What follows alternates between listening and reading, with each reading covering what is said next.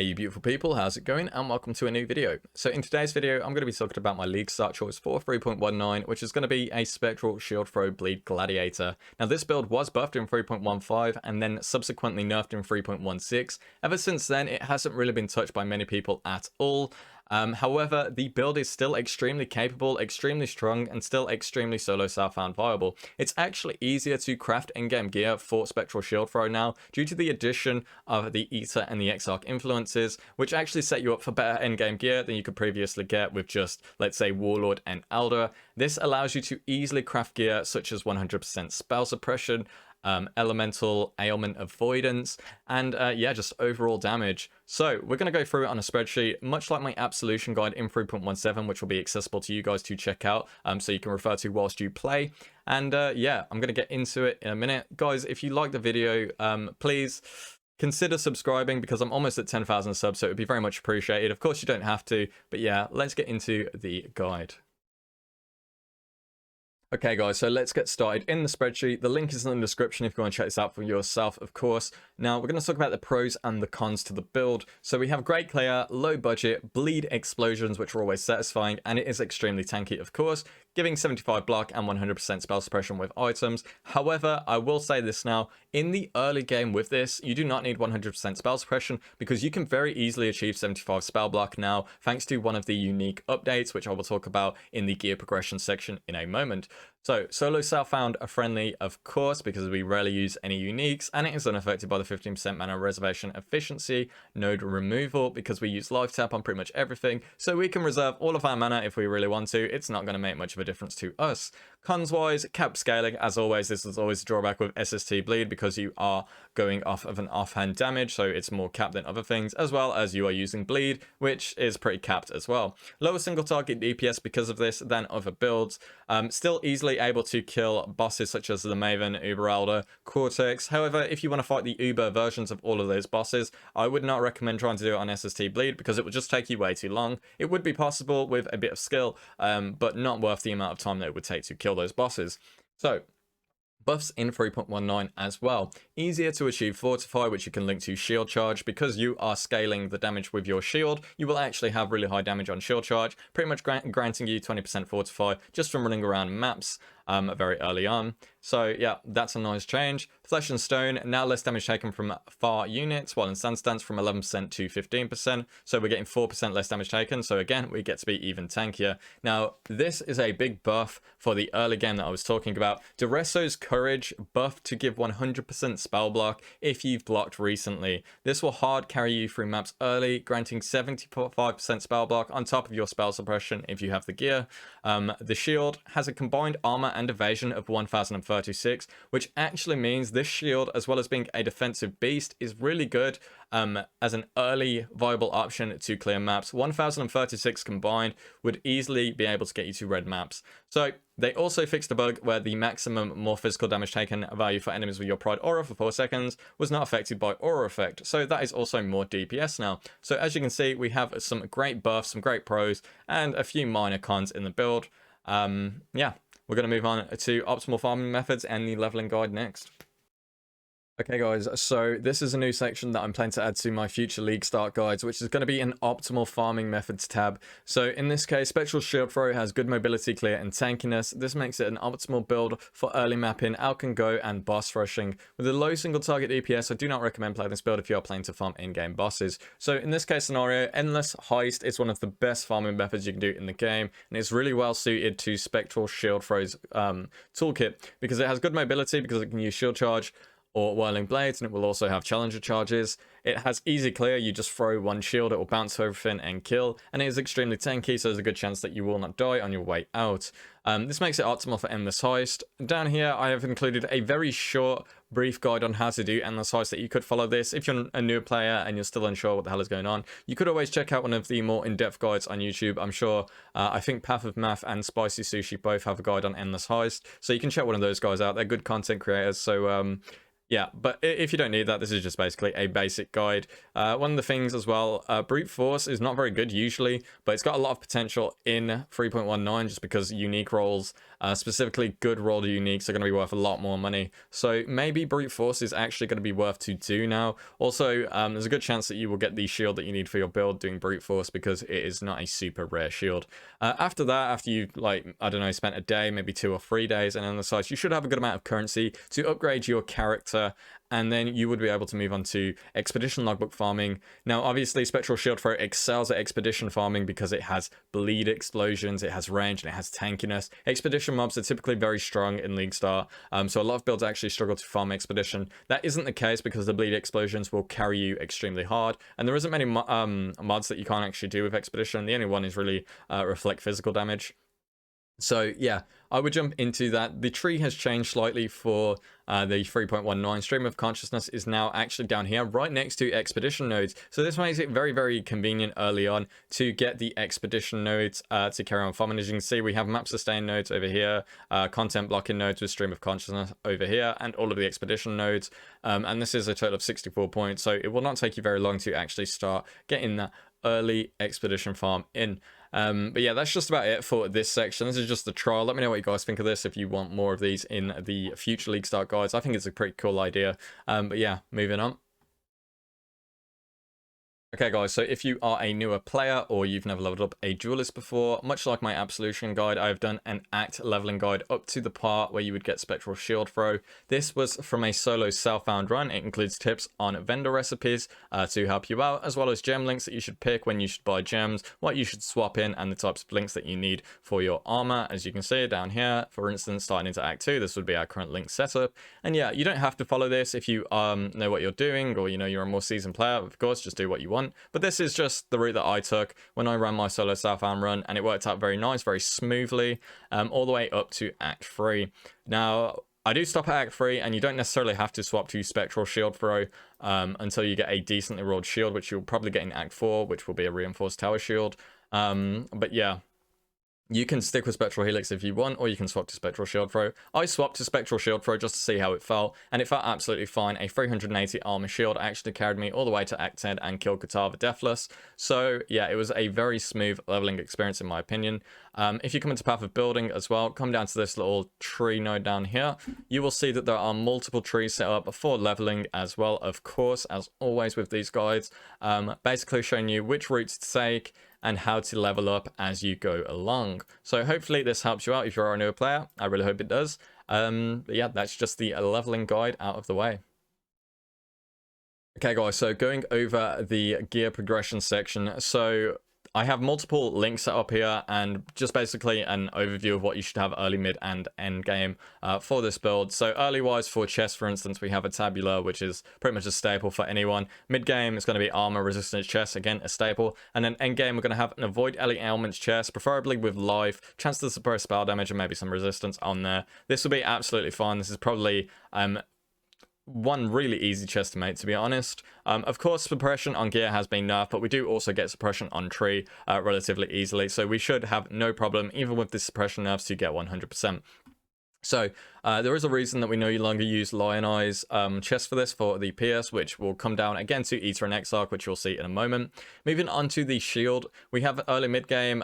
Early, we are going for any high armor shield, so like 700 would easily carry you through early maps into yellow maps. Mid-game, Duresso's Courage. This is the buffed unique shield. So this gives 100% chance to block spells if you've blocked an attack recently now. That is plus 100%, not increased. So that means you are going to be at 75% chance to block spell damage if you block an attack. Now, because you are scaling your shield, of course, you're going to be at 75% chance to block attack damage relatively easily. This means that every 3 out of 4 attacks you are going to block, and you are going to gain 75% chance to block spell damage. Recently refers to 4 seconds. That means you're going to have 75% chance to block spells for 4 seconds as well. So as long as you're being hit by an attack once every 1 second, you will pretty much have permanent spell block. So this shield is very, very powerful, very common. I don't know if they're going to change the drop rate on it, but very common. You should be able to get this from Endless Heist relatively easily doing Brute Force, and this will hard carry you through maps, early maps, yellow maps, and potentially even red maps, because 1000 armor evasion combined is actually quite a lot for DPS on a Bleed Gladiator. In-game wise, we drop the Dresso's Courage, meaning we lose the spell block and a significant amount of EHP. However, you're going to need this if you want to do things like farming bosses, because this is going to be your main source of damage. Now, min-max wise, you can get a Colossal Tower Shield. It needs to be eye level 86 with recover % of life when you block, and that'll be a huge defensive layer as well. You don't have to worry too much about the spell block because you will have 100% suppression at this point. So you will be able to tank quite a few spells because you have a pretty high life pool, hitting nearly 6,000 on life relatively easily. So just bear that in mind. This shield will hard carry this build very early. Weapons wise, early, we have a Prismatic Eclipse for just global either fizz damage, attack speed, whatever you want. You don't necessarily have to use this. You can just find a rare item with attacks have % chance to cause bleeding, as well as increase damage with bleeding. That will save you some skill points because you won't need to get a % chance to have attacks cause bleeding. So yeah, that'll be anything, but you can also just use a Prismatic Eclipse if you really want. Mid game, we're going for a fizz damage over time Warlord weapon, as you can see. Very easy to get, quite a common modifier, not too bad. And then end game wise, fizz damage over time with a damage over time multiplier, runic hatchet ideally. And then yeah, an open suffix for fizz damage over time multiplier. So yeah, quite easy weapons to get. I mean, it's a good DPS increase, but not totally the most important thing in the build. Gloves. Now, this is why we can drop the Lionized chest. So early in mid-game, we're just going to go for any life and resistance gloves, of course, because we just want to survive. Mid-game, you can just pick up some Apothecary gloves with high life and res as well. Nice and cheap. Get a bit of damage over time in there. But in the end game, you're going to go for some Exarch and Eater gloves now. And these are going to have fizz damage over time multi-implicit, as well as projectiles PS +2. So this means that we can drop the Lionized chest because we're not going to need PS on SST anymore. And then because of this, these gloves are very easy to craft. I have put tier 1 attack speed just on this, but you can spam these with Essence of Zeal until you have suppression and maybe another res or just anything in general over here. It doesn't matter too much. And then you can just, again, use Eldritch Currency to craft on live, maybe fizz damage to attacks if you're lucky, and then craft on another PS. So you're going to get 3 PS in total from your gloves, which are absolutely insane. So a very nice set of gloves right there.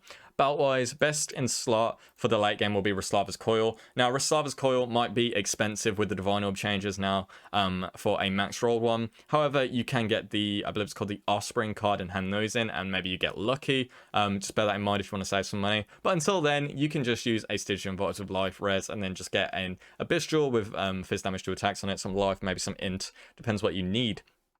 Boots.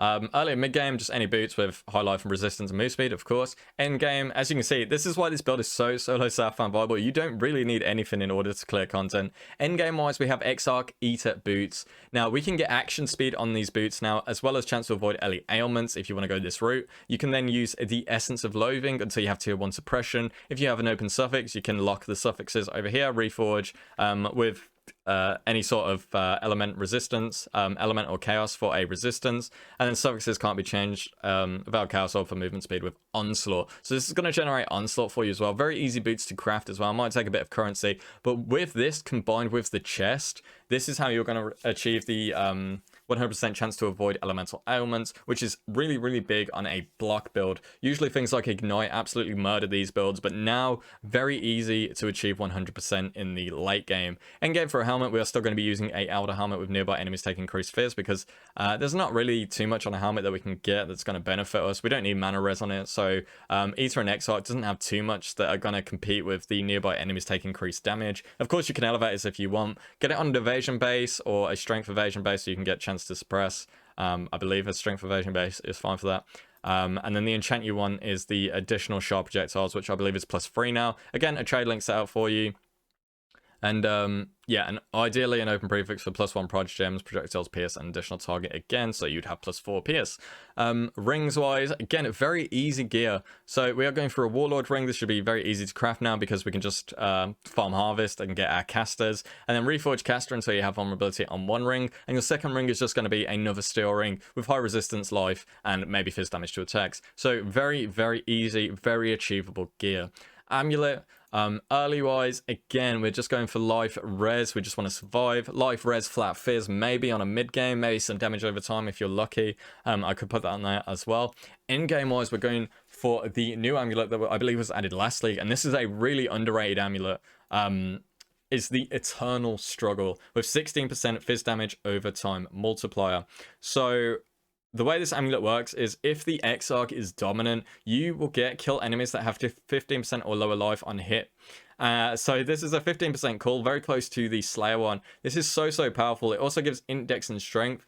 This is powerful because the fizz damage over time multiplier is actually an Exarch. So this goes hand in hand because you're going to want this maxed out. You can then use physical catalyst on it to get this to 90% fizz damage over time multiplier and just a permanent 15% cool. Which is very useful for SST bleed, which does struggle a little bit compared to other builds on bosses, meaning you're only going to have to do 85% damage to bosses now, as well as you can also get suppression on this, which is crazy. But yeah, you can also get chance to block attack damage, spell damage on the implicit as well as this. So just bear that in mind. This amulet is really good. If you want to farm this amulet, to get the Exarch to be dominant, you have to kill the Black Star. If you kill the Eater, he's going to be dominant. Just bear that in mind.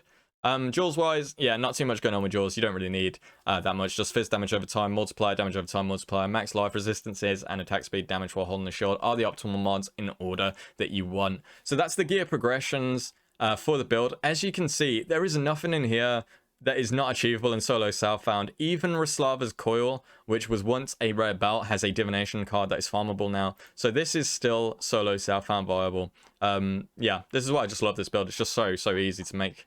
Yeah, that's just about it for the gear wise.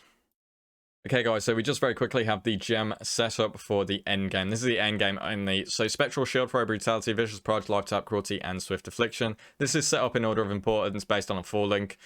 So Spectral Shield Throw, Brutality, Vicious Prod, and Life Tap will give you the most DPS. Cruelty added on afterwards is the 5-link, and then Swift Affliction finally when you get that elusive 6-link. Movement setups, we have Shield Charge, Fortify, Faster Attacks, and Life Tap. Fortify will now generate 20 during mapping, pretty much guaranteed. Against bosses, maybe a bit less, but typically you're not going to want to shield charge onto a boss's face most of the time anyway, so I don't think it matters too much.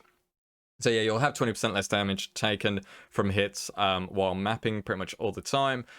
Life Tap helps you sustain the Corrupting Fever as well, and helps us obviously use our auras with no mana reservation node available or no Enlighten or anything like that. Aura setup, we run 4 Flesh and Stone, Pride, War Banner, and Herald of Purity. Pride aura effects now affects the maximum effect, so this should actually feel way better on the damage.